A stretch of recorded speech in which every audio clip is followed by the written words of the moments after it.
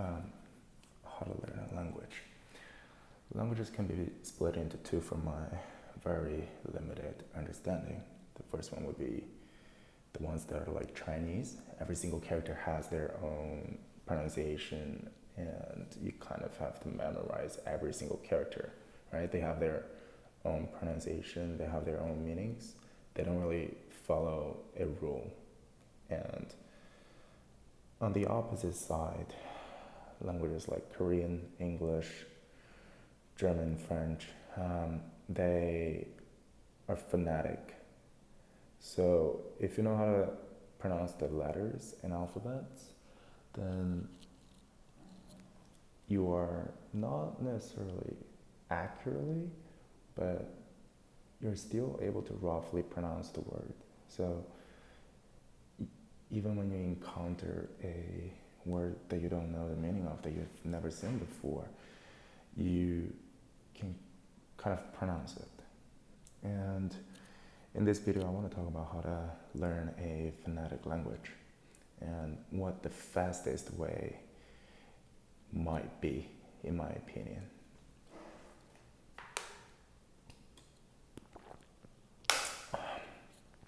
So here's the workflow.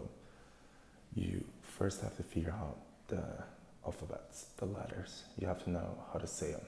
You have to know the pronunciation. You don't have to know their names, right? And then you listen to a few songs or movies and observe how people pronounce the words. And through that, again, it's not a systematic or theoretical learning. It's just an observation. You keep looking at the subtitles, not in your language, but in the language that you're learning. For example, German.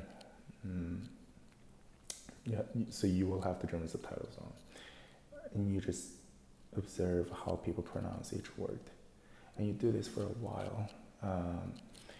You will get a grasp on how people pronounce things. So that is the first step. And then the second step would be you find yourself a book, article, research paper, any kind of text, and then you give that text to AI. So for example, if you have it in PDF, if you have it in other file formats, you could also just give it to AI and, for example, Claude, and they'll figure it out and, convert it into PDF. You could also use tools like Calibre, unnecessary in my opinion. So anyway, you find an article, book, or whatever, give it to Claude or ChatGPT or whatever AI that you use. You ask them to mark every single word on that file with the meaning. And that meaning is in your own language. So for me, it will be English. And then you start reading that text, right? So like I said earlier, you're not necessarily able to pronounce with really high accuracy, but you kind of know how to pronounce things at that point.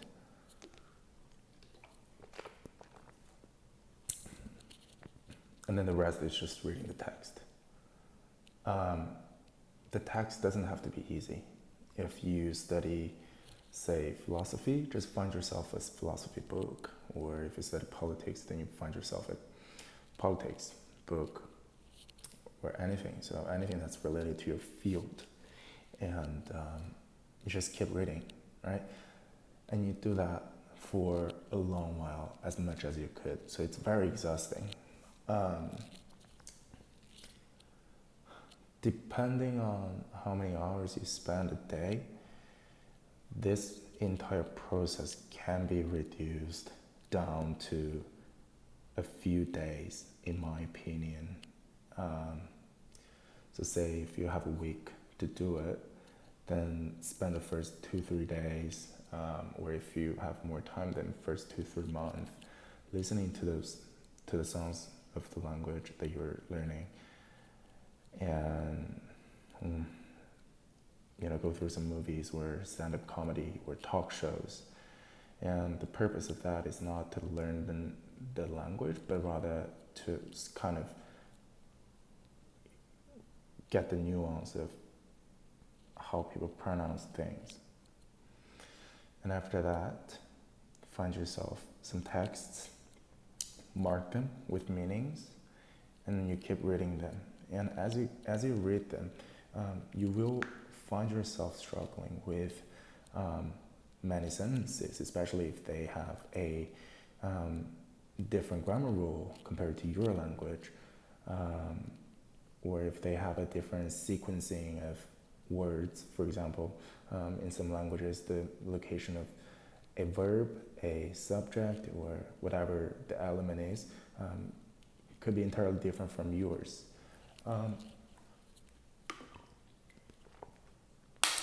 The point here is not to understand the rule. So this method entirely rejects the study on the rules, the theories, or grammars, any sort of theoretical things about a language is kind of, out of the picture. It's not within your interest. So if you encounter sentences that you don't really understand, like you have every single word marked with their meanings, but then you read it and you don't understand it, then you just go to ChatGPT, copy paste the sentence, and then ask, hey, what does this mean, right? Then the ChatGPT is going to give you a nuanced understanding. And you might feel a little, you probably still feel confused, but that's the most you can do. So you just move on. You move on and do this again and again. So as you do this more, by the end of the course, you should be able to kind of grasp things. You look at words and you know their meanings. You look at a sentence, you could also figure out what the author is trying to say. That is the very step towards the mastery of that language. And that should be enough for you to, kind of just read things. So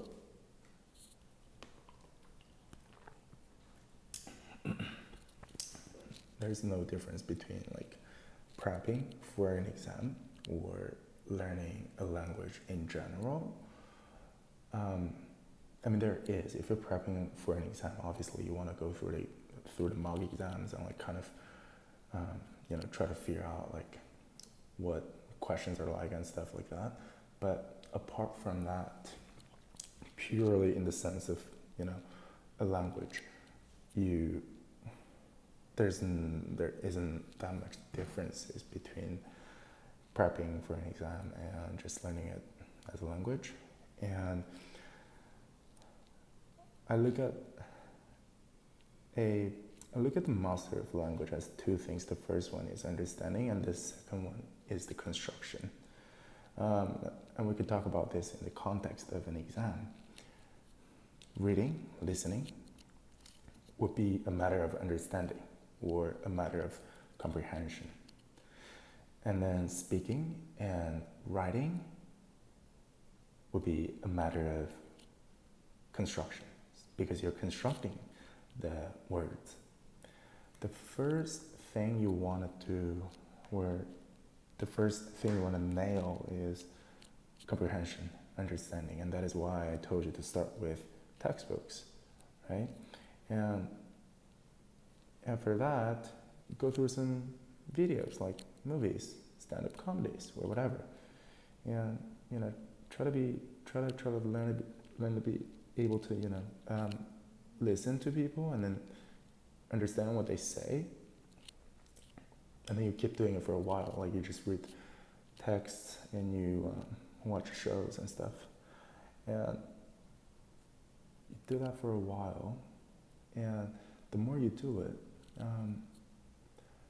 the more sense of nuance you're going to have, and using that, you're going to be able to construct your own sentences from a certain point on.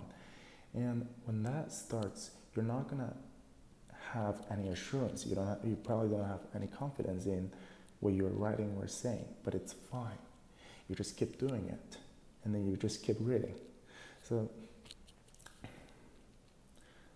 that's pretty much all you do. And as you do more, you're going to make more progress in the language. So later on, if you're prepping for an exam, then, you just do it. Like, go through the question types or whatever that you need. Or if you're applying for a job, you just prep the interview questions. So this would be the kind of language learning that I would propose, as opposed to what people do at language schools with dense textbooks and very systematic constructed contents. And I'm not saying they're bad. Everybody has a different way of learning, and there's probably a very certain set of methods that suit you. For me, it's always been the one that I just talked about here. You do also have to know that this only applies to phonetic languages. So for Chinese, it's entirely different. The way I learned Chinese was I just grew up in China, so I don't really have a good understanding on how one might learn Chinese as a second language. But I'll just talk about it in a different video because I've tutored Chinese before, so I do have a little bit of understanding on it. So this would be how you learn a phonetic language.